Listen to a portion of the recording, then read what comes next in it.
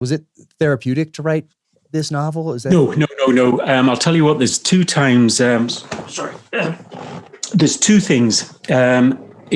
When I started with that, the one I got away, it just brought a load of bad memories back, and I found it was like a negative process.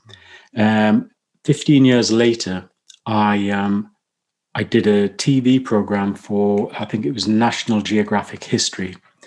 And I live a lot of the time out in the Alps in France. And I was debriefed over a period of eight days.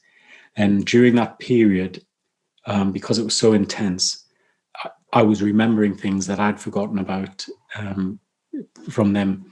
So I would get back, and then I'd be lying in my bed looking at the ceiling, thinking of other things. Then I would go in, I would take notes, get back and tell them, and I was exhausted. And to tell you the truth, I was probably suicidal at the end of it.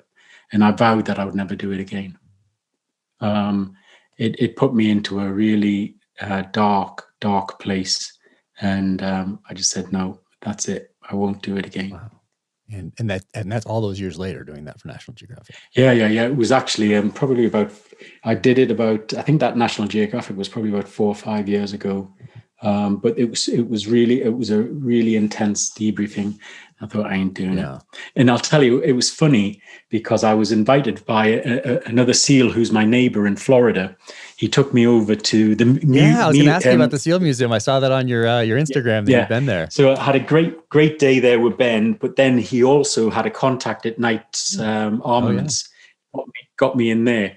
And one of the security guards in there was an ex-PD from Orlando.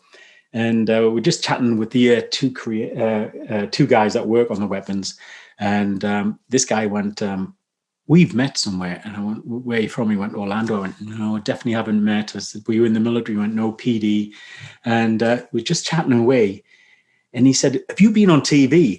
And what it was my accent. And this guy recognized my accent and then put two and two together. And it was really funny because it's the only time I've been recognized in America. Oh, really? Interesting. But yeah. I just get away with it. So, but I'll tell you what, that Knight's Armaments was someplace. I want to go. I've not been there yet, but I need to go. Such a rich history, and oh my gosh, amazing spot. Yeah. I need to get down there.